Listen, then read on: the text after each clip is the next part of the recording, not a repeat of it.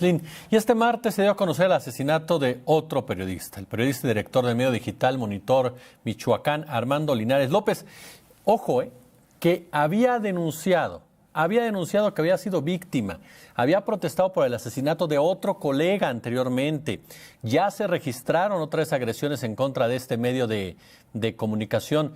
Literal, perdón que lo diga de esta manera, no se trata de banalizar, no se trata de generar morbo, pero de verdad, la crónica de un asesinato anunciado, un asesinato que se advirtió con mucho tiempo y que aún así ocurrió. Escuche la historia.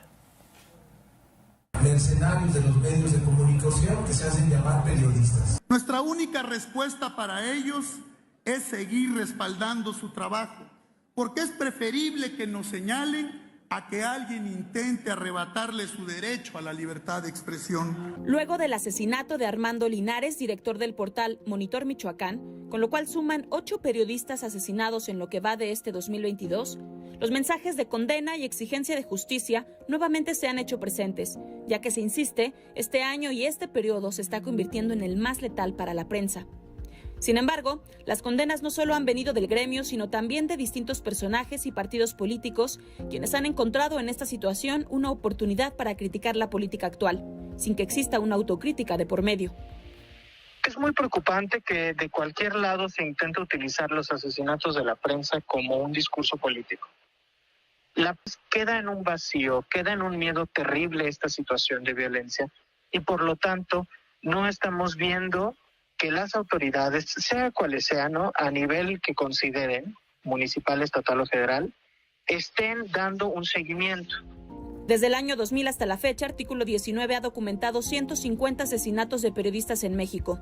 Este año, comenta Pedro Cárdenas, coordinador de la organización, se convierte en uno de los más letales, con agresiones a las y los periodistas cada 17 horas en promedio. Pero señala, hay que entender el contexto para comprender por qué está sucediendo lo que vemos hoy en día.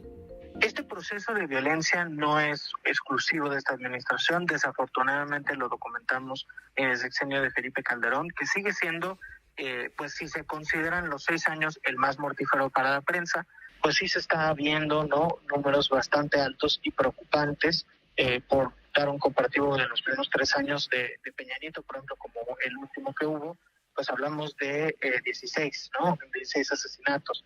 Entonces sí, definitivamente estamos viendo un alza a esta situación. El periodista Ricardo Valderas asegura que más allá de las condenas de distintos frentes y partidos políticos, hay que hacer una reflexión sobre lo que no se ha hecho para combatir la impunidad en estos casos, lo cual va más allá de un partido político o alguna administración. Desde la llegada de Felipe Calderón, que inició la supuesta o mal llamada guerra contra el narco, los y las periodistas nos vimos obligadas y obligados a cuantificar la desdicha o la desgracia. Esto es un problema que se desata de un evidente intento por ejercer política de guerra del periodo calderonista, pero que trasciende, es decir, es transeccional. Este problema le es heredado a los presidentes que van apareciendo conforme pasa el tiempo y ninguno de ellos ha sido capaz de dimensionar la problemática. El expresidente Felipe Calderón, por ejemplo, ha sido uno de los que más ha condenado la agresión contra la prensa, sin que, de acuerdo con los especialistas, haga una reflexión autocrítica de lo que se vivió durante su administración. Lo mismo sucede con los representantes de los partidos denominados de oposición, quienes buscan golpear al gobierno pero sin reparar, señalan, en que tienen mucha responsabilidad en esta situación, sobre todo en los estados.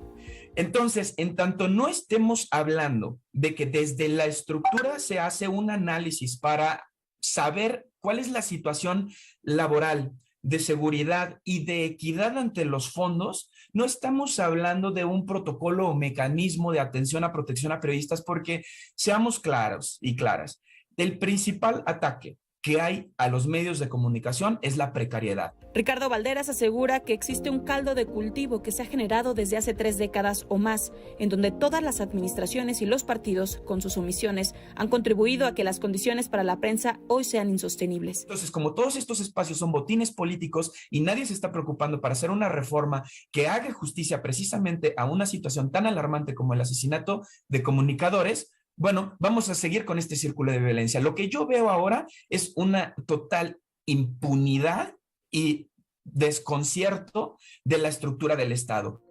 Mientras tanto, señalan, el presidente Andrés Manuel López Obrador se suma a esta lista de políticos que se resisten a atender el problema a pesar de entender la dimensión, porque dicen no puede o no quiere hacerlo. Está peor ahora que nunca. No. ¿Cómo así? Eso Es así. indican las cifras. No es así.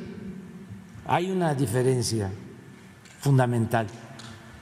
Estos no son crímenes de Estado.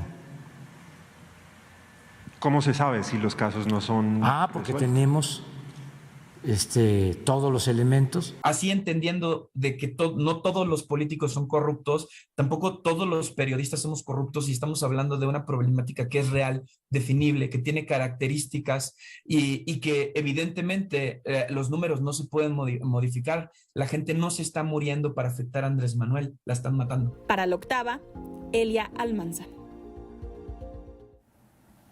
Contundente frase de Ricardo Valderas.